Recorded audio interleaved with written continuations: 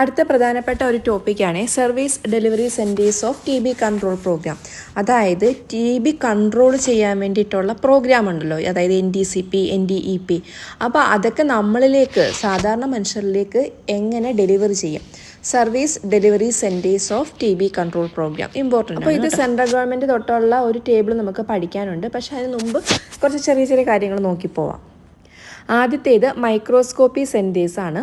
These centres R setup for every 1 lakh people in general areas and every 50,000 people in hilly, tribal and difficult areas. There are more than 13,000 microscopy centers in the country. സാധാരണ ഏരിയാസിലൊക്കെ 1,00,000 പേർക്കാണ് ഒരു microscopy centre എന്ന് പറയുന്നത്. പക്ഷേ മല area അല്ലെങ്കിൽ ആദിവാസി area, എത്തപ്പെടാൻ ബുദ്ധിമുട്ടുള്ള ഏരിയയിലൊക്കെ 50,000 പേർക്കാണ് ഒരു മൈക്രോസ്കോപ്പി സെൻറ്റർ ഉള്ളത്. രാജ്യത്ത് ഏകദേശം 13,000 മൈക്രോസ്കോപ്പി സെൻറ്റർ ഉണ്ട്. ആ കണക്കൊന്നും പഠിക്കേണ്ട. ജനറൽ ഏരിയാസിലും ഹില്ലി ഏരിയാസിലും എത്രയാണെന്ന് പഠിച്ചാൽ മതി. അതായത് നമ്മുടെ ഓരോ ജില്ലയിലും ഓരോ മൈക്രോസ്കോപ്പി സെൻറ്റർ ഉണ്ട് കേട്ടോ. അപ്പോൾ DMC എന്നാണ് നമ്മൾ പറയുന്നത്. ഇപ്പോൾ നമ്മൾ ടെസ്റ്റൊക്കെ ചെയ്യാൻ വേണ്ടിയിട്ട് സ്പ്യൂട്ടം അയക്കുന്നത് DMCയിലേക്ക് അയച്ചു എന്നാണ് പറയുന്നത്. ഡെസിഗ്നേറ്റഡ് മൈക്രോസ്കോപ്പി സെൻറ്റർ എന്നാണ് യഥാർത്ഥത്തിൽ പേര് കേട്ടോ. അത് ഓർത്ത് വെക്കണേ. അടുത്തത് ഡോട്ട് സെൻറ്റേഴ്സ് ആണ്. Reversed national tuberculosis control program അല്ലെങ്കിൽ RNDCP വന്ന ശേഷമാണ് ഡോട്ട്സ് വന്നത്. ഡോട്ട് എന്ന് വെച്ചാൽ എന്താ? ഡയറക്റ്റ് ഒബ്സർവ് ചെയ്തിട്ട് നേരിട്ട് പേഷ്യൻറ്റിന് മെഡിസിൻസ് കൊടുക്കുന്ന രീതി. പണ്ടൊക്കെ എന്ന് വെച്ച് കഴിഞ്ഞാൽ പേഷ്യൻ്റ് അങ്ങ് മെഡിസിൻ കൊടുത്തു വിടും, പിന്നെ അവർ കഴിച്ചോ ഇല്ലയോ നമുക്ക് അറിയാൻ പറ്റില്ല. പക്ഷേ ഡോട്ട്സ് അങ്ങനെയല്ല. നമ്മൾ ഡയറക്റ്റ് അവരെ എപ്പോഴും നോക്കിക്കൊണ്ടിരിക്കും. അല്ലെങ്കിൽ ആശാ വർക്കേഴ്സ് അവരുടെ വീട്ടിൽ പോയിട്ട് മെഡിസിൻ കഴിച്ചു എന്നൊക്കെ ഉറപ്പ് വരുത്തും. അതൊക്കെയാണ് ഡോട്ടിൽ വരുന്നത്. അത് ഡീറ്റെയിൽ ആയിട്ട് പഠിക്കുന്നുണ്ട്. These centers offer free TB treatment and set up close to patients' residence. Public health facilities, community volunteers, ASHA and women's self-groups also function as dot centers. അതായത് പേഷ്യൻ്റെ വീടിൻ്റെ അല്ലെങ്കിൽ താമസ സ്ഥലത്തിൻ്റെ അടുത്തുള്ള സ്ഥലങ്ങളാണ് ഡോട്ട് സെൻറ്റേഴ്സായിട്ട് തിരഞ്ഞെടുക്കുന്നത്. ഇപ്പോൾ ഒരു പഞ്ചായത്തിലൊരു പേഷ്യൻ്റ് ഉണ്ടെങ്കിൽ ആ പഞ്ചായത്തിലെ PHC ആയിരിക്കും ഡോട്ട് സെൻറ്റർ എന്ന് പറയുന്നത്. അപ്പോൾ അവിടുന്ന് MO മെഡിസിൻ കൊടുക്കും, JHI പേഷ്യൻ്റ് മെഡിസിൻ കഴിക്കുന്നുണ്ടോ എന്ന് ഉറപ്പാക്കും, ആശാ വർക്കർ ഡയറക്റ്റ് ഉറപ്പാക്കും. ഇങ്ങനെ കുറേ ഫങ്ഷൻസ് ഡോട്ട്സിൽ വരുന്നുണ്ട്. അടുത്ത ഇമ്പോർട്ടൻ്റ് ആയിട്ടുള്ള ഒരു സർവീസ് ഡെലിവറി സെൻറ്ററാണ് DTC. DTC എന്ന് വെച്ചാൽ ഡിസ്ട്രിക്ട് ട്യൂബർക്ലോസിസ് സെൻ്ററാണ്. ഓരോ ജില്ലയിലും ഒരു ട്യൂബർക്ലോസിസ് പ്രധാനപ്പെട്ട സെൻ്റർ ഉണ്ടാവും. അതാണ് DTC.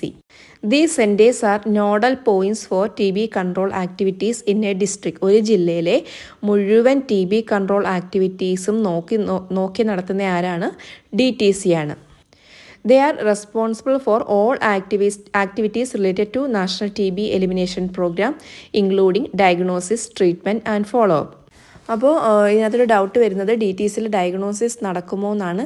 ജനറലായിട്ട് പറയുകയാണെങ്കിൽ DTCയിൽ ഒരിക്കലും ഡയഗ്നോസിസ് നടക്കത്തില്ല.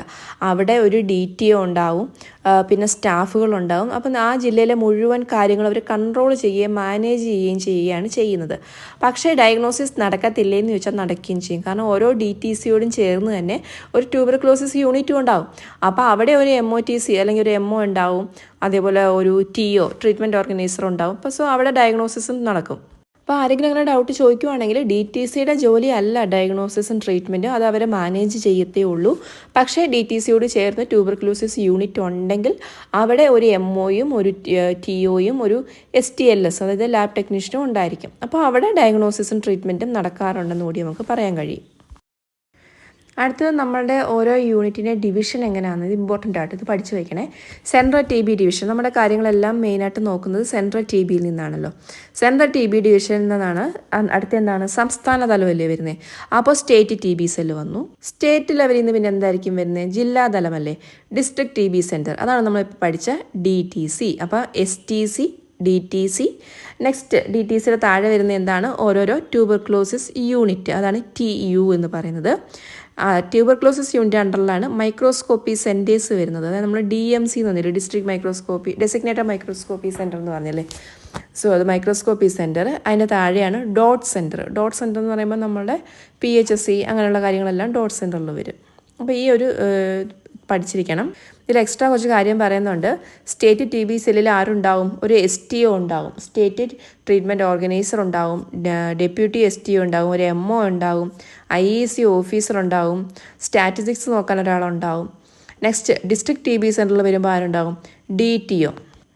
DTO ഉണ്ടാവും, ഒരു MO ഉണ്ടാവും, പിന്നെ ലാബ് ടെക്നീഷ്യൻ ഉണ്ടാവും, ഡ്രൈവർ ഉണ്ടാവും.